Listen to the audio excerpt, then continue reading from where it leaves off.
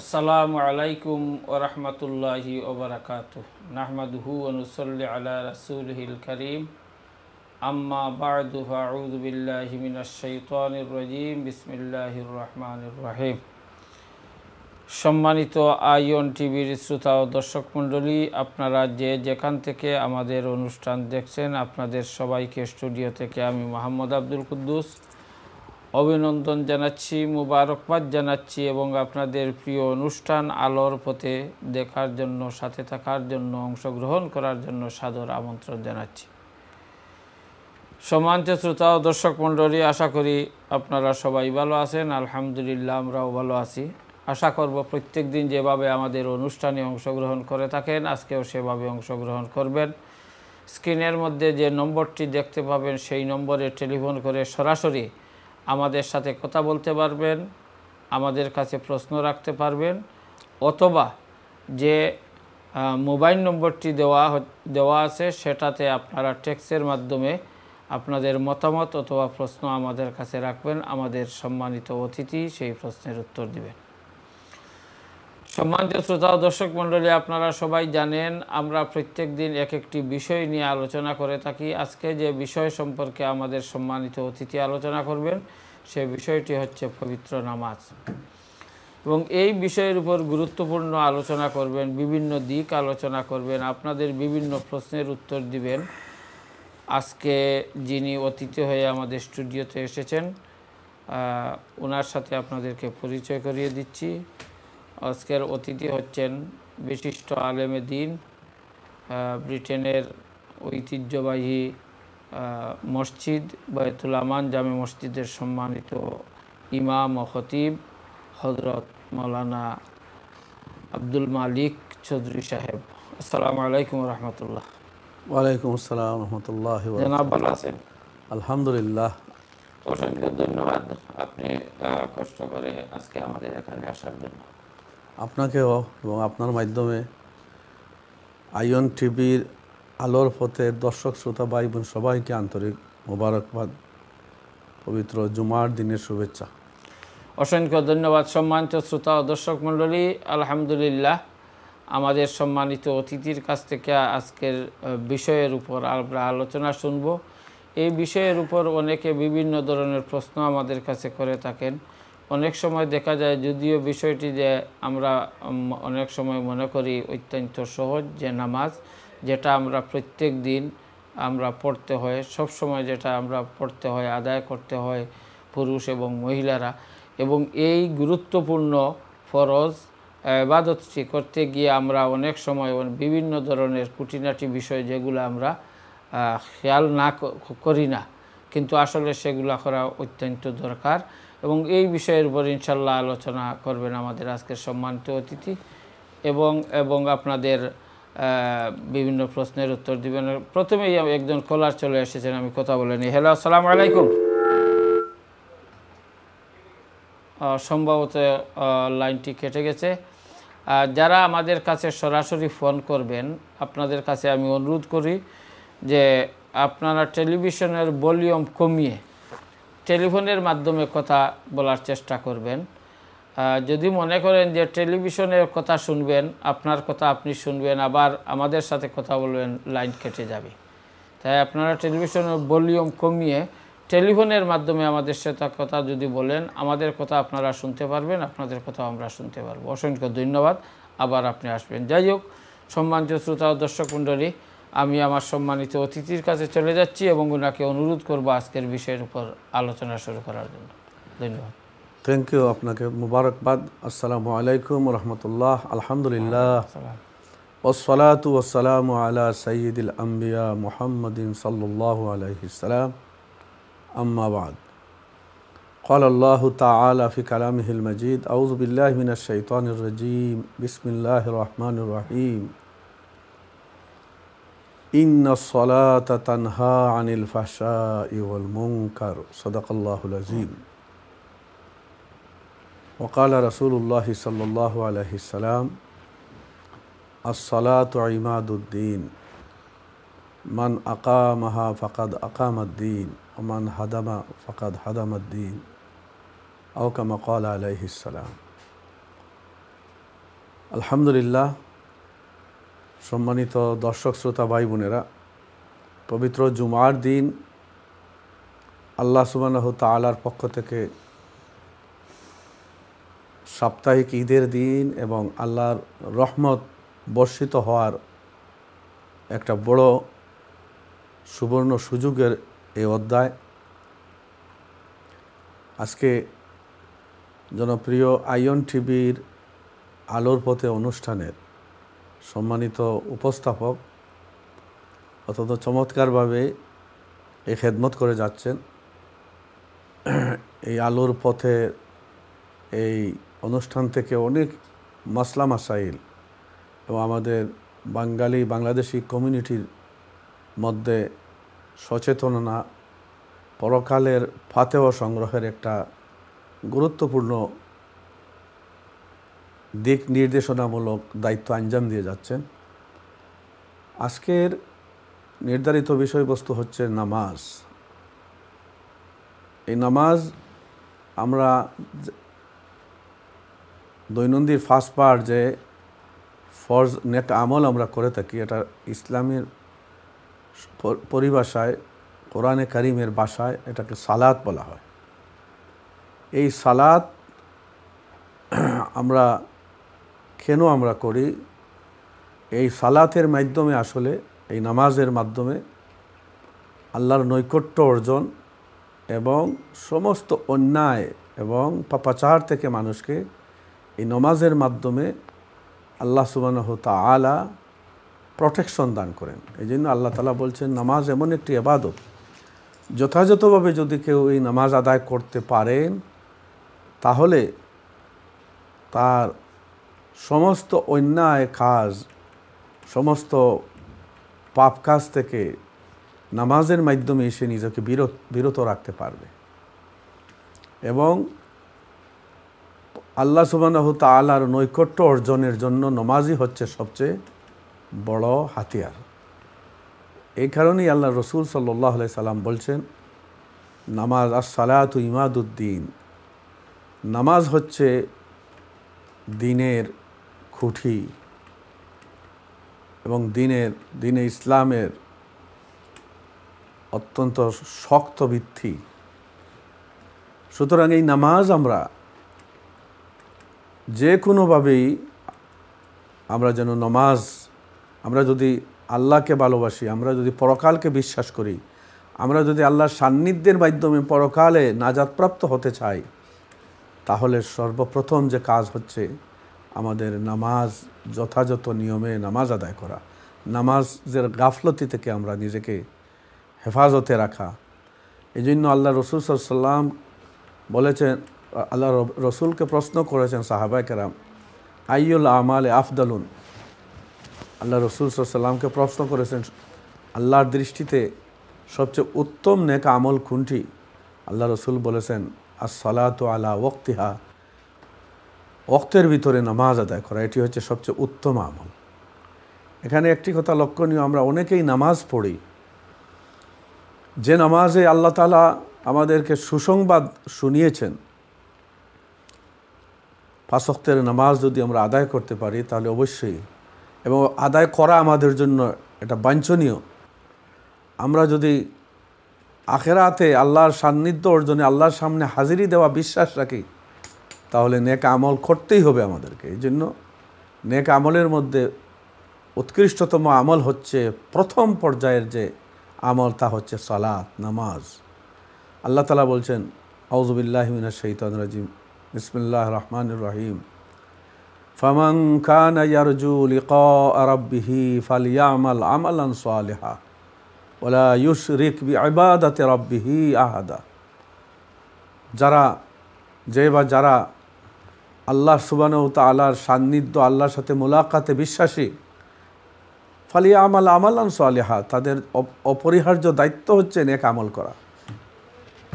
আর এই নেক আমলের মধ্যে অন্যতম আমল হচ্ছে কিয়ামতের দিন সর্বপ্রথম আল্লাহর দরবারে যখন আল্লাহর বান্দারা হাজিরি দিবেন, তখন প্রথম কোয়েশন হবে নামাজ সম্পর্কে।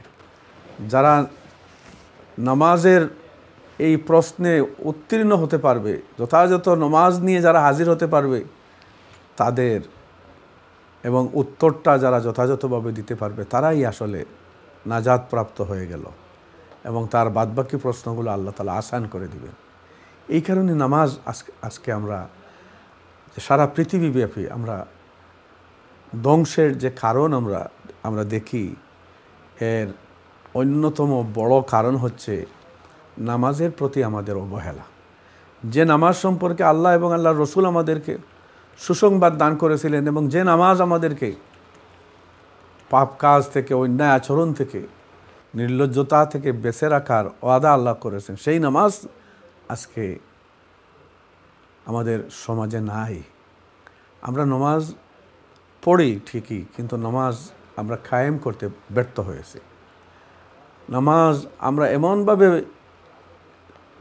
নামাজ প্রতিষ্ঠা করতে হবে যে নামাজ আমাদেরকে একটা শান্তিময় পরিবেশ, শান্তিময় সমাজ গঠনে যে নামাজ কার্যকরী ভূমিকা রাখবে, সেই নামাজই আল্লাহ রসুল আমাদেরকে বুঝিয়েছে। কিন্তু আমরা নামাজ পড়ি, নামাজের পড়ার পরেই দেখবেন আমরা কিন্তু আবার গুনার কাজে লিপ্ত হয়ে যাই। নামাজ শেষ করেই আমরা কিন্তু নামাজে যে সমস্ত নির্দেশনা আল্লাহ তাআলা দিয়েছেন সেইগুলা থেকে আমরা গাফিল হয়ে যাই। যে নামাজ সাহাবায়ে কেরাম পড়েছেন, আল্লাহ রসুল সাল্লাল্লাহু আলাইহি সাল্লাম যে নামাজ পড়তেন, সাহাবায়ে কেরাম হযরত আবু বকর সিদ্দিক রাদিয়াল্লাহু তাআলা আনহু, উমরে ফারুক রাদিয়াল্লাহু তাআলা আনহু, তারা নামাজে দাঁড়াইলে তাদের, এমনকি আল্লাহ রসুল সাল্লাল্লাহু আলাইহি সাল্লামের নামাজ, আমরা যদি হাদিসের ভাষায় আমরা নামাজ আমরা পর্যালোচনা করি, দেখা যায় আল্লাহ রসুল নামাজে দাঁড়িয়েছেন, কিন্তু আল্লাহ রসুল সাল্লামের এত ভয় আখেরাত সম্পর্কে, আল্লাহর সামনে যে দণ্ডায়মান হয়েছেন, এর ভয়ে, পরকালের ভয়ে, আল্লাহর ভয়ে এমনভাবে ভিতরে সাউন্ড বাইর হইতেছে। হাদিসের মধ্যে আসছে যে যেভাবে একটা ডেক যদি আগুনের ভিতরে পানি দিয়া গরম করা হয় তো যেভাবে সাউন্ড বাইর হয়, এই ধরনের সাউন্ড আল্লাহ রসুল সাল্লামের নামাজের হালতে শোনা যাইত। অর্থাৎ নামাজে দাঁড়াইলে আমরা আল্লাহর সামনে, আল্লাহ সুবহানাহু তাআলা আমাদেরকে দেখতেছেন, আল্লাহ তাআলার হুকুম অনুসারে আমরা পাক পবিত্র হয়ে সুন্দরভাবে, শুদ্ধভাবে আল্লাহর সাথে সান্নিধ্যে আমরা যতক্ষণ নামাজে থাকলাম ততক্ষণ পর্যন্ত আল্লাহর সামনেই তো, আল্লাহর সাথেই তো কথা বলতেছি। আমরা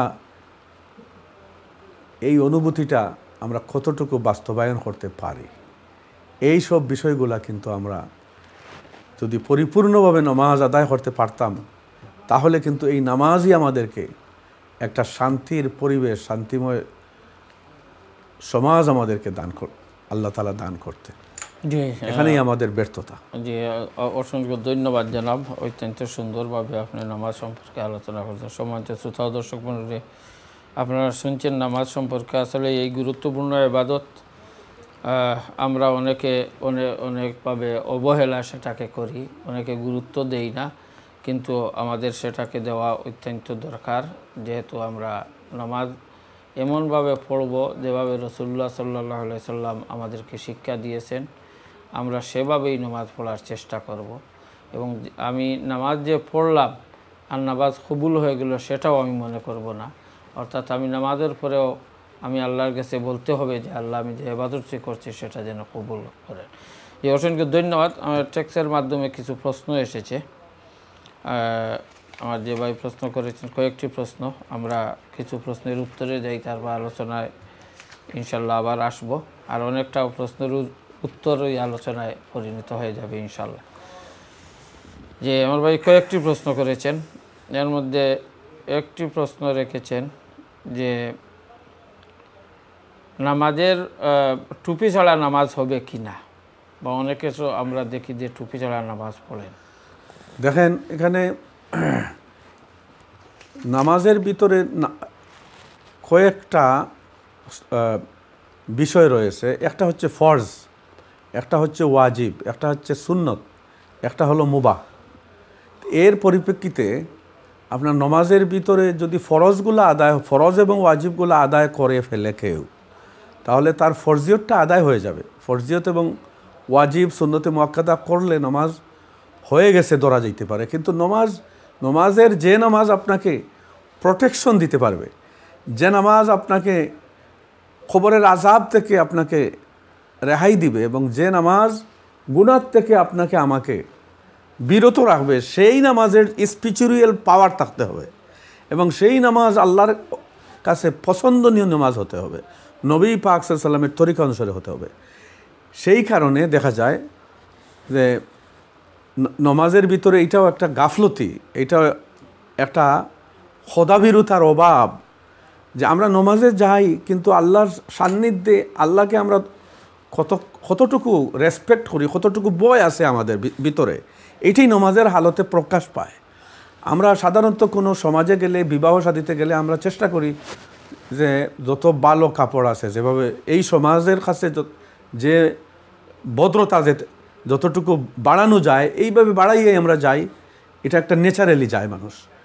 কিন্তু আল্লাহ সুবহানাহু ওয়া তাআলার সামনে যে আমরা নমাজের ভিতরে হাজিরি দিতে যাইতেছি, আল্লাহ সম্পর্কে আমাদের কতটুকু ভাব রয়েছে, কতটুকু ভক্তি রয়েছে, কতটুকু আকর্ষণ রয়েছে, যে আমার মাবুদের সামনে আমি আমার মন উজাড় করে আমার ক্ষমতা যা কিছু আছে সব কিছু নিয়ে পরিপূর্ণতার সাথে আল্লাহর সামনে আমাকে হাজিরি দিতে হবে। এই কারণে আল্লাহর কাছে পছন্দনীয় হলো আপনি যত ভদ্র এবং যত ভাব ভক্তি এবং আল্লাহর রসুলের আদর্শ ফলো করে আমরা নমাজ আদায় করতে পারলে সেই নামাজই হবে আমাদের যথার্থ নমাজ, যে নমাজ আমাদের আল্লাহর কাছে গৃহীত হবে এবং আল্লাহ আমাদের এই নমাজের মাধ্যমে গুনাহ থেকে আমাদেরকে রেহাই করবেন, দুজখ থেকে বাঁচাইবেন। এখন আল্লাহর নবী সাল্লাল্লাহু আলাইহি সাল্লামের হাদিস পর্যালোচনা করলে, আল্লাহর নবীর সিরত পর্যালোচনা করলে বুখারী শরীফ সহ সব হাদিসের কিতাবেই পাওয়া যায় আল্লাহর নবী সাল্লাল্লাহু আলাইহি সাল্লাম কোনো সময়ে মাথা খালি রাখছেন না, মাথা খালি রেখে কোনো নমাজ পড়ছেন না। নর্মাল হালত, হজ এবং উমরার হালতে, এহরামের হালতে থাকার কারণে মাথা খালি রাখছেন, কিন্তু হজ এবং উমরা ছাড়া আল্লাহর নবী কখনো গড়ে বাহিরে এবং এবাদতে কখনো আল্লাহর নবী মাথা খালি রাখেন নাই। কিবা মাথার মধ্যে টুপি ছিল, না হয় পাগড়ি, আল্লাহর নবী পাগড়ি পরতেন, নিচে টুপিও থাকতো, এবং পাগড়ি না থাকলে, টুপি না থাকলে অ্যাটলিস্ট এখন স্কার্ফ মাথার মধ্যে দিতেন। এটাই হচ্ছে আল্লাহর নবীর সুন্নত। এবং বিভিন্ন তফসিরের কিতাবের মধ্যে আসছে, সূরা আরাফের এই যে নমাজের হালতে লিবাসুত তাকওয়া যে বর্ণনা এসেছে, এই আয়াতের তাফসিরের মধ্যে আসছে যে মাথা খালি রেখে নমাজ পড়া এটা মাকরুহ। সুতরাং কন্টিনিউয়াসলি যদি কেউ মাকরুর সাথে নমাজ পড়েন, তাইলে এই নমাজের মাকরু ইসরার করার কারণে, মাকরু অভ্যস্ত হওয়ার কারণে তাকওয়া এর মধ্যে দূরীভূত হয়ে যায় এবং আল্লাহ রসুল সাল্লাল্লাহু আলাইহি ওয়াসাল্লামের আদর্শ অনুসারে পরিপূর্ণ নমাজ না পড়ার কারণে এই নমাজ আমাদেরকে প্রোটেকশন দিতে পারবে না আল্লাহর আযাব থেকে, আল্লাহর এবং বিভিন্ন গুনাহ থেকে আমাদেরকে রেহাই দিতে পারবে না। সুতরাং আমাদের অনুরোধ থাকবে সকল দর্শকদের এবং স্পেশালি ইয়াং স্টারদেরকে, এটা যেন একটা ফ্যাশন হয়ে গেছে মাথা খালি রেখে নমাজ পড়া। এটা কিন্তু অত্যন্ত আমাদের জন্য শুভনীয় নয়। এ থেকে আমাদেরকে খেয়াল রাখা এবং পরিহার করা, এবং আমাদের ছেলে সন্তানদেরকে আমরা সবাই যেন নমাজে পরিপূর্ণ আত্মমর্যাদা এবং পরিপূর্ণ তাকওয়ার মাধ্যমে যেন আল্লাহর সামনে আমরা হাজিরি দিতে পারি, আল্লাহ রসুলের পরিপূর্ণ সুন্নতকে মানিয়া। আল্লাহ আমাদেরকে তৌফিক দেন। অসংখ্য ধন্যবাদ। আসলে বিষয়টি যিনি করেছেন ওনার মাধ্যমে, মানে ওনার প্রশ্নের মাধ্যমে এবং আপনার উত্তরের মাধ্যমে আমরা অনেক কিছু জানতে পারলাম।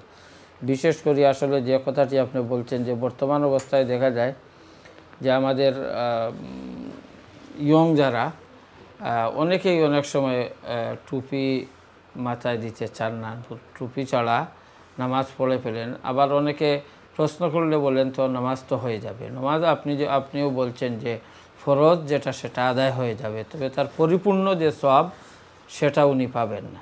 তো আমরা এটাই মনে করি যে আমরা নামাজ পড়ি আল্লাহকে সন্তুষ্ট করার জন্য।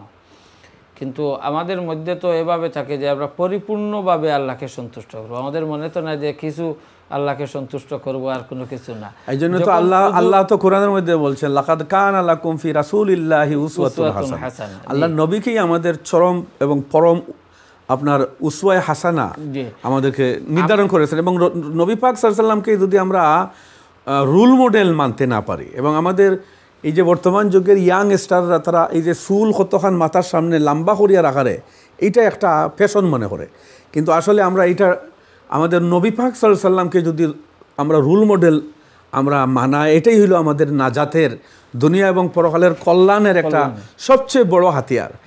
এই জন্য আল্লাহর নবী পাক সাল্লাল্লাহু আলাইহি ওয়াসাল্লামের এই সব কিছু পোশাক, আচার আচরণ এবং চুল কাটা, চুল রাখা, দাড়ি রাখা, এই সবগুলোই আল্লাহর নবীকে যদি আমরা যতক্ষণ না পর্যন্ত উসওয়ায়ে হাসানা মানতে না পারবো ততক্ষণ আমরা, এই জন্যই তো আজকের সারা পৃথিবীব্যাপী আমরা মুসলমান না, আমরা সংখ্যায় আধিক্য হলেও আমাদের কিন্তু আমাদের সবসময় দুর্গতি এবং দুর্দশায় আমরা আসি। আমরা অনেক সময় আমরা বলি যে একজন মানুষ যখন নামাজ পড়ার জন্য প্রস্তুতি নেবেন, পরিপূর্ণ উজু পড়বেন, সময় নষ্ট করবেন, পূর্ণ 4 রাকাত নামাজ পড়বেন, সব কিছু করবেন, তো এর ভিতরে যদি টুপিটা উনি মাথায় দিয়া দেন আরও একটু সওয়াব, মানে পরিপূর্ণ সওয়াব পাবেন। টুপি যদি মাথায় না দেন, যদি বোঝা যেত যে টুপি না দেওয়ার কারণে অনেক সময় বেঁচে যায় বা অনেক কষ্টও বেঁচে যায়, এভাবে তো নাই, তাহলে তো একান্ত দেওয়া দরকার। আসলে এই বিষয়টা আমরা সবাই বলা দরকার, এবং অভিভাবক যারা রয়েছেন প্রত্যেকে, যারা ছেলে মেয়ে, মানে যারা ছেলে আছেন অনেক সময় দেখা যায় মাথা দেয় না, যদি আমরা সবাই বলা বলি করি তাহলে নামাজ হয়ে যাবে, কিন্তু পরিপূর্ণ সওয়াব পেতে হলে আমাদের এটা করতে হবে। এবং জনাব খতিব সাহেব উল্লেখ করেছেন যে মানে সবসময় যদি একজন করেন সেটা মুক্তিও পরিণত হয়ে যাবে। অসংখ্য ধন্যবাদ জনাব বিষয়টা আলোচনা করার জন্য। উনি আরেকটি প্রশ্ন করেছেন যে অনেক সময় দেখা যায় আমাদের মাঝে অনেকে যে যেটা হাফ শার্ট বলা হয় বা গেঞ্জি, সেটা পরে নামাজ পড়েন। অনেকে মানে আমাদের কাছে বলেছেন যে গরমের জন্য আমরা সেটা করি, সেটা কতটুকু? খুব চমৎকার এবং সময় উপযোগী একটা প্রশ্ন রেখেছেন, ধন্যবাদ ওনাকে। আসলে দেখেন, আমরা এই আল্লাহকে সন্তুষ্ট করতে হলে আমাদেরকে চরম এবং পরম আন্তরিকতা এবং আল্লাহর মহব্বত এবং আখেরাতের ভয়ভীতি যদি আমাদের ভিতরে না থাকে তাহলে আমরা কামিয়াব হতে পারবো না। এবং এই কারণেই আজকে মুসলমান জাতি হিসাবে আমরা অত্যন্ত অবহেলিত জাতি হিসেবে আমরা আসি। এই কথাটা আল্লাহর নবীও কিন্তু বলেছেন যে যখন আমার উম্মতরা পরকালের মৌতকে ভয় পাইবে, আখেরাতকে ভুলে যাবে এবং আল্লাহর সান্নিধ্যর দিকে তারা অ্যাডভান্স হবে না, তখনই তারা সংখ্যায় বেশি থাকলেও তাদের সাহাবায়ে কেরামদেরকে যেভাবে এই নন মুসলমানরা ভয় পেত, এই ভয় কিন্তু আজকের যুগে মুসলমানদের ব্যাপারে নন মুসলমানদের মধ্যে নাই। তো এই কারণে আমরা আমাদের নমাজ শুধু এটা আমরা যেন এটা বানাইছি একটা ফ্যাশন, যে আমি নমাজ দেখি নমাজ, কিন্তু আসলে দেখেন নমাজের যে বিষয়টা, এই যে ফরজ যে নমাজ, আপনি যদি গেঞ্জিও না পরেন একজন পুরুষ লোকের জন্য যদি তার নেবল, যার নাভি, এই নাভির উপরে যদি একটা, নাভির উপর থেকে হাঁটুর নিচ পর্যন্ত যদি একটা ট্রাউজার থাকে বা একটা লঙ্গি ভিন্দে, আর এই অবস্থায় তার আর কোনো গেঞ্জিও নাই, মাথার মধ্যে কোনো টুপিও নাই, কোনো কিছুই নাই, তারপরেও তার নামাজ হয়ে যাবে, ফরজ আদায় বলতে পারবে যে আমি ফরজ আদায় করে ফেলছি। কিন্তু এটা এর মানে কি, তার নমাজ, যে নমাজ আল্লাহর রসুল এবং আল্লাহ পাক আমাদের কাছে যে নামাজ ডিমান্ড করেছেন সেই নমাজকে আমরা আদায় করতে পেরেছি? এটা মোটেই না। কারণ নমাজ এমন একটি আপনার শুধু ফরজ নয়, আপনার আমার একটা শ্রদ্ধাবোধ আল্লাহর প্রতি, এবং একটা আমার মনে প্রাণ উজাড় করে আল্লাহর সান্নিধ্যে আমি নিজের অস্তিত্বকে বিলীন করে দেওয়া, যতটুকু রেসপেক্ট করার, যতটুকু সম্মান করার। যেমন মনে করেন কোর্টে একজন মানুষ যখন আমরা আসবো, জি। আমরা একটি ছোট্ট ব্রেকে চলে যেতে হবে। সম্মানিত শ্রোতা ও দর্শক মণ্ডলী, আপনারা আলোচনা শুনছেন, আপনাদের প্রশ্নের উত্তর আমরা দিয়েছি। সময় হয়ে গেছে ছোট্ট একটি ব্রেকের, আমরা ব্রেকে চলে যাচ্ছি। ব্রেক থেকে আসার পর ইনশাল্লাহ বাকি আলোচনা করব। সেই পর্যন্ত আপনারা আমাদের সাথেই থাকুন। আসসালামু আলাইকুম।